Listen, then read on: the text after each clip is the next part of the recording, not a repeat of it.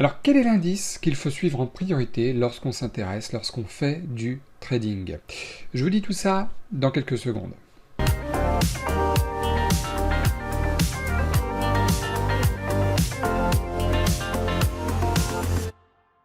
Bonjour à tous, c'est Nicolas Pomarette, j'espère que vous allez bien. Alors je suis trader pour mon compte propre depuis plusieurs années sur les marchés des actions américaines. Et dans cette vidéo, comme promis, je vais vous dire quel est l'indice qui, selon moi, est préférable de suivre et pourquoi. Alors d'abord, quand on parle d'indice, l'indice, qu'est-ce que c'est? Un indice, de manière générale, c'est un regroupement d'actions au sein d'un pays. Quelques exemples très simples, très connus. Le CAC 40, il regroupe les 40 meilleures, les 40 plus grosses entreprises françaises. Le S&P 500 regroupe les 500 plus grosses entreprises américaines, tous services confondus, technologie, santé, services, etc. Voilà, vous avez plein d'indices. Le DAX, l'indice allemand, qui est très apprécié par les traders européens, regroupe les 30 plus grosses entreprises allemandes. Alors voilà, pour ce qui est de l'indice. Aujourd'hui, quel est l'indice qu'il faut suivre en priorité et pourquoi? Selon moi, l'indice qu'il faut suivre en priorité et pourquoi, je vous recommande vraiment d'étudier la question de votre côté, de faire des recherches fondamentales si ça vous intéresse. Il faut que vous mettiez de côté, absolument, dans un coin de votre écran, l'indice S&P 500, d'accord? Le SP500. Pourquoi le SP500? Eh bien parce qu'il regroupe le plus d'actions américaines sur les trois indices principaux que nous avons pour les États-Unis. Il y en a d'autres, mais vous avez le S&P 500, vous avez le Dow Jones 30 et vous avez le Nasdaq 100 qui regroupe pour lui les 100 plus grosses entreprises, mais que des valeurs technologiques. Alors, le S&P 500, pourquoi? Déjà, parce qu'il est composé de beaucoup plus d'actions diversifiées, d'accord? Et deuxièmement, parce que, tout simplement, il est beaucoup plus représentatif de l'état du marché américain à un moment donné.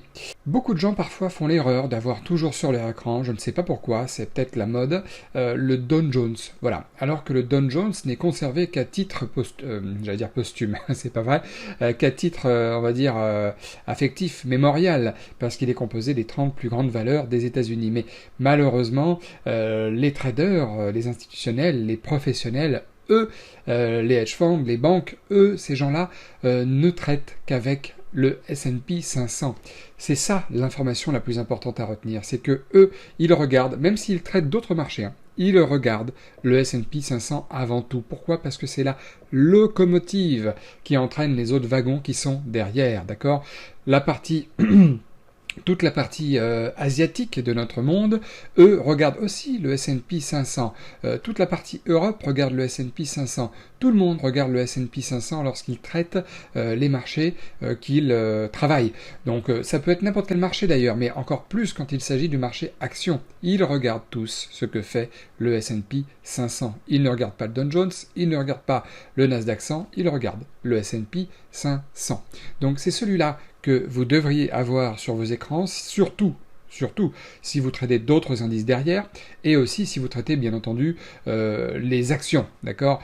C'est vrai que si vous travaillez comme moi sur les actions américaines, j'ai moi-même le S&P 500 dans un coin de mon écran, j'ai en plus le Nasdaq parce qu'évidemment, je vous l'ai dit tout à l'heure, je suis spécialisé sur les actions américaines, mais si vous, par exemple, vous travaillez sur le CAC 40, le DAX ou un autre indice mondial, à part déjà l'indice S&P 500, eh bien, je vous recommande de mettre l'indice S&P 500 sur vos écrans parce que généralement il est un peu précurseur du prochain mouvement que vont faire les autres indices.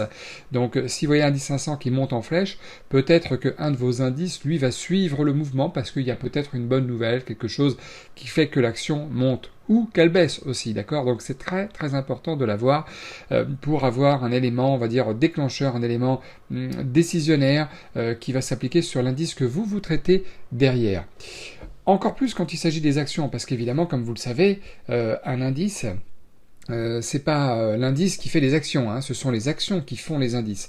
Donc c'est sûr que quand vous travaillez sur les actions comme moi, et que vous voyez parfois des actions bondir à des niveaux records, avec des gaps de plusieurs dizaines de pourcents, etc., c'est sûr que dans ce qu'on appelle les convergences de signaux en trading, si vous avez en plus l'indice derrière qui va dans le même sens que votre trade sur une action que vous avez prise au hasard, je veux dire une action lambda que vous avez prise aujourd'hui, eh bien c'est encore plus rassurant quand l'indice va dans le même sens que l'action que vous avez, vous, acheter un petit peu plus tôt.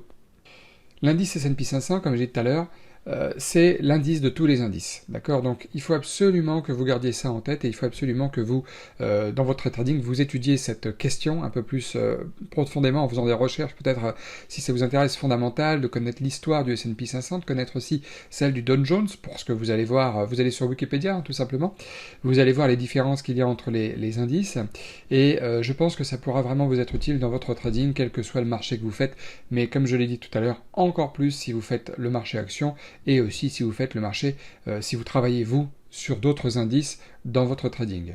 Bon voilà, en tout cas, c'était une vidéo assez rapide, j'espère qu'elle vous aura plu, qu'elle vous aura aidé, qu'elle vous aura apporté quelques lumières. Si c'est le cas, bah écoutez, merci de me mettre un maximum de pouces. N'hésitez pas à vous abonner à la chaîne, hein. Moi je fais du trading sur Action US, donc là c'est une vidéo, on va dire, de contenu explicatif, mais vous verrez toutes les semaines, je fais aussi des vidéos de trading réel sur le marché des actions américaines. Donc n'oubliez pas de vous abonner, cliquez sur la petite cloche pour recevoir les notifications dès qu'elles sortiront. Et puis en attendant, je vous souhaite une excellente fin de journée et je vous dis à bientôt.